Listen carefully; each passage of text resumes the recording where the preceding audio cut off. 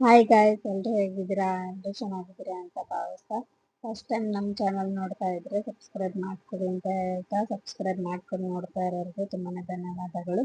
ಹಾಗೆ ಈ ವಿಡಿಯೋ ಇಷ್ಟ ಆದರೆ ಲೈಕ್ ಮಾಡೋದನ್ನ ಮರಿಬೇಡಿ. ನಾನು ಮಾಡ್ತಾ ಇದ್ದೀನಿ ಇವತ್ತು ಪಾಲಕ್ ರೆಸಿಪಿ, ಪಾಲಕ್ ಗ್ರೀನ್ ಚಿಲ್ಲಿ ರೆಸಿಪಿ.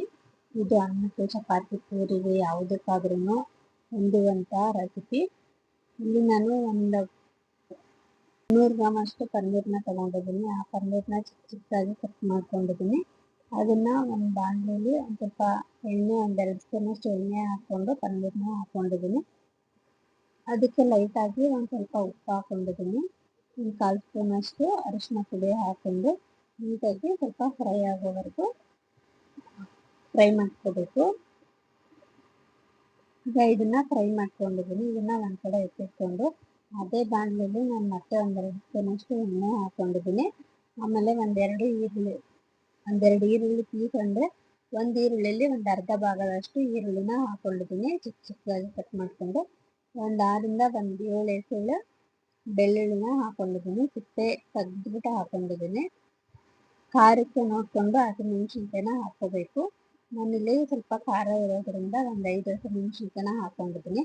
ಖಾರ ಇಲ್ಲ ಅಂದರೆ ಇನ್ನೊಂದೆರಡು ಜಾಸ್ತಿ ಹಾಕೊಂಡ್ರೆ ಪರವಾಗಿಲ್ಲ. ಈಗ ಇದನ್ನು ಸ್ವಲ್ಪ ಹಸಿ ವಾಸನೆ ಹೋಗೋವರೆಗೂ ಫ್ರೈ ಮಾಡ್ಕೋಬೇಕು. ಇದಕ್ಕೆ 1-2 ಸ್ಪೂನಷ್ಟು ಹಸಿ ತೆಂಗಿನಕಾಯಿನ ಹಾಕೊಂಡಿದ್ದೀನಿ. ವಿಡಿಯೋ ಸ್ಕಿಪ್ ಆಗಿದೆ, ಹಾಗಾಗಿ 1-2 ಸ್ಪೂನಷ್ಟು ಹಸಿ ತೆಂಗಿನಕಾಯಿನ ಚೂರು ಹಾಕೊಂಡಿದ್ದೀನಿ. ಒಂದು ಅರ್ಧ ಟೀ ಸ್ಪೂನಷ್ಟು ಜೀರಿಗೆ ಹಾಕೊಂಡಿದ್ದೀನಿ. ಆಮೇಲೆ ಒಂದು ಚಿಕ್ಕ ಪೀಸಷ್ಟು ಚಕ್ಕೆ, 1-2 ಲವಂಗ, ಏಲಕ್ಕಿ ಹಾಕೊಂಡಿದ್ದೀನಿ. ಇದಕ್ಕೆ ಇದನ್ನು ನೀಟಾಗಿ ಫ್ರೈ ಮಾಡ್ಕೋಬೇಕು. ಸ್ವಲ್ಪ ಇದೆಲ್ಲ ಈ ಥರ ಹುರ್ಕೊಂಡು ಮಾಡೋದ್ರಿಂದ ಗ್ರೇವಿ ಕೂಡ ತುಂಬಾ ಚೆನ್ನಾಗಿರುತ್ತೆ. ಆಮೇಲೆ ಫ್ಲೇವರ್ ಕೂಡ ತುಂಬಾ ಟೇಸ್ಟಿಯಾಗಿರುತ್ತೆ.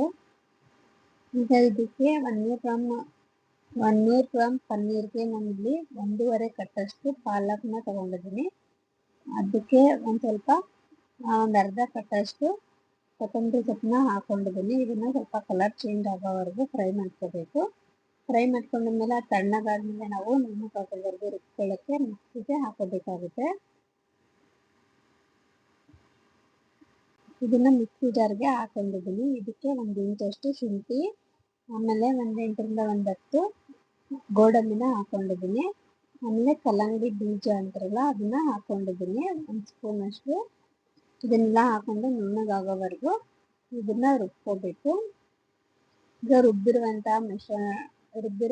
ಮಸಾಲೆನ ಸ್ವಲ್ಪ ಸೈಡಲ್ಲಿ ಇಟ್ಕೊಂಡು ಅದನ್ನ ಈಗ ಗ್ರೇವಿ ಮಾಡ್ಕೊಳ್ಳೋಕ್ಕೆ ಒಂದು ಪಾತ್ರೆನ ತಗೊಂಡಿದ್ದೀನಿ. ಅದಕ್ಕೆ ಒಂದು ಅರ್ಧ ಕಪ್ಪಷ್ಟು ಎಣ್ಣೆ ಹಾಕೊಂಡಿದ್ದೀನಿ.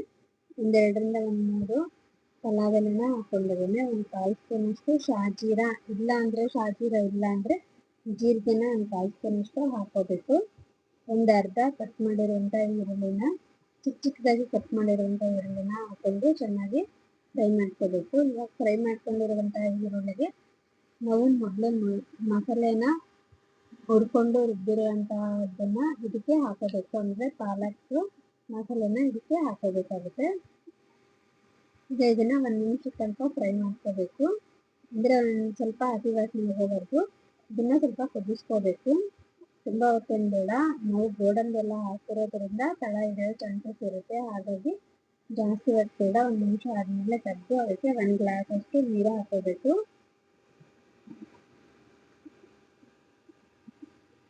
ಇದಕ್ಕೆ 1 ಗ್ಲಾಸಷ್ಟು ನೀರು ಹಾಕೊಂಡಿದ್ದೀನಿ. ಗ್ರೇವಿ ಎಷ್ಟು ಬೇಕೋ ನೋಡ್ಕೊಂಡು ಹಾಕೋಬೋದು. ಸ್ವಲ್ಪ ಕಡಿಮೆ ಬೇಕು ಅನ್ನೋರು ಸ್ವಲ್ಪ ಕಡಿಮೆನೇ ಹಾಕೋಬೋದು. ಇದಕ್ಕೆ ಸ್ವಲ್ಪ ರುಚಿಗೆ ತಕ್ಕಷ್ಟು ಉಪ್ಪು ಆ್ಯಡ್ ಮಾಡ್ಕೊಂಡಿದ್ದೀನಿ, ಅಂದರೆ 1 ಸ್ಪೂನಷ್ಟು ಅಷ್ಟೇ ಉಪ್ಪು ಇದಕ್ಕೆ ಹಾಕೊಂಡಿದ್ದೀನಿ. ಈಗ ಇದನ್ನು ಮತ್ತೆ 1-2 ನಿಮಿಷ ತನಕ ಕುದಿಸ್ಕೋಬೇಕು. ಮಸಾಲೆನ ಸ್ವಲ್ಪ ಮಸಾಲೆ ವಾಸನೆ ಎಲ್ಲ ಹೋಗಬೇಕು. ಗ್ರೇವಿ ಎಷ್ಟು ಬೇಕೋ ನೋಡಿಕೊಂಡು ಅಷ್ಟಕ್ಕೆ ಮಾತ್ರ ನೀರು ಹಾಕೊಂಡು ಕುದಿಸ್ಕೋಬೇಕು. ಈಗ ಇದಕ್ಕೆ ಒಂದು 1/4 ಸ್ಪೂನಷ್ಟು ಅರಿಶಿನ ಪುಡಿನ ಹಾಕೊಂಡಿದ್ದೀನಿ. ಇದು ಬೇಕು ಅಂದರೆ ಹಾಕೋಬೋದು, ಬೇಡ ಅಂದರೆ ಸ್ಕಿಪ್ ಮಾಡ್ಕೋಬೋದು. ಇದಕ್ಕೆ ಒಂದು ಅರ್ಧ ಸ್ಪೂನಷ್ಟು ಬ್ಲ್ಯಾಕ್ ಪೆಪ್ಪರ್ ಪೌಡರ್ ಮತ್ತು ಶಾಜೀರಾ ಪೌಡರ್ ಇಲ್ಲ ಅಂದರೆ ಮಾಮೂಲಿ ಜೀರಿಗೆ ಪೌಡ್ರನ್ನ ಒಂದು ಅರ್ಧ ಸ್ಪೂನ್ನ ಹಾಕೊಂಡಿದ್ದೀನಿ. ಆಮೇಲೆ ಇದಕ್ಕೆ ಒಂದು ಅರ್ಧ ಸ್ಪೂನಷ್ಟು ಗರಂ ಮಸಾಲನ ಆ್ಯಡ್ ಮಾಡ್ತಾ ಇದ್ದೀನಿ, ಗರಂ ಮಸಾಲ ಪೌಡರ್.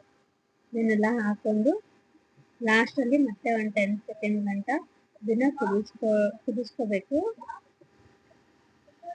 ಇದನ್ನ ಕುದಿಸ್ಕೊಂಡಿದ್ದಾದ್ಮೇಲೆ ನಾವೇನು ಪ್ರಿಪೇರ್ ಮಾಡಿ ಇಟ್ಕೊಂಡಿರ್ತೀವಲ್ಲ ಪನ್ನೀರ್ನ ಸ್ವಲ್ಪ ಲೈಟಾಗಿ ಫ್ರೈ ಮಾಡಿ ಇಟ್ಕೊಂಡಿರ್ತೀವಿ, ಅದನ್ನ ಹಾಕೋಬೇಕು. ಹಾಕೊಂಡು ಮತ್ತೆ ಲಾಸ್ಟಲ್ಲಿ 1 ನಿಮಿಷ ತನಕ ಕುದಿಸ್ಕೋಬೇಕು. ಇದನ್ನ ಇವಾಗ ನಾನು ಕುದಿಯೋಕೆ ಕೊಟ್ಟಿದ್ದೀನಿ. ಇದು ಎಣ್ಣೆ ಎಲ್ಲ ಸೈಡಾಗಿ ನಾನು ತುಂಬ ಜಾಸ್ತಿ ಎಣ್ಣೆ ಯೂಸ್ ಮಾಡಲ್ಲ, ಹಾಗಾಗಿ ಲೈಟಾಗಿ ಎಣ್ಣೆ ಎಲ್ಲ ಬಿಟ್ಕೊಂಡಿದೆ.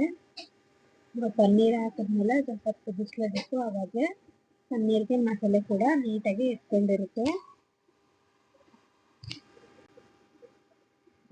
ಇದು ಚಪಾತಿ, ಅನ್ನಕ್ಕೆ, ರೊಟ್ಟಿಗೆ, ದೋಸೆಗೆ, ಪೂರಿಗೆ ಯಾವುದಕ್ಕಾದ್ರೂ ನೀವು ಇದನ್ನ ಮಾಡಿಕೊಂಡು ಟೇಸ್ಟ್ ಕೂಡ ಮಾಡ್ಬೋದು. ಈ ವಿಡಿಯೋ ನಿಮ್ಗೆ ಇಷ್ಟ ಆಗಿದ್ರೆ ಲೈಕ್ ಮಾಡೋದನ್ನು ಮರಿಬೇಡಿ. ನೆಕ್ಸ್ಟ್ ವಿಡಿಯೋದಲ್ಲಿ ಮತ್ತೆ ಸಿಗೋಣ. Thank you so much.